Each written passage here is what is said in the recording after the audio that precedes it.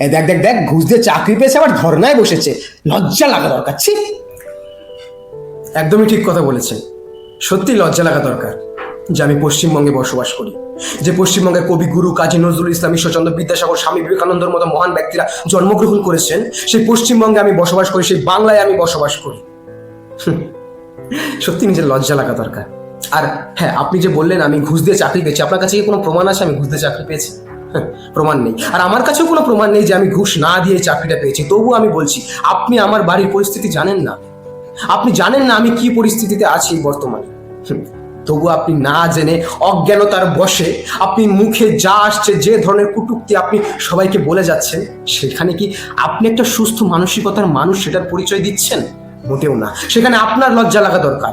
আজকে যদি আপনার ছেলে চাকরি হারা হতো যোগ্য হয়ে নিয়েও, তাহলে হয়তো আপনি এই ধরনের মন্তব্য করতে পারতেন না, আপনি আমাদের সঙ্গে ধর্নায় বসতে বাধ্য হতেন, তাই নাকি?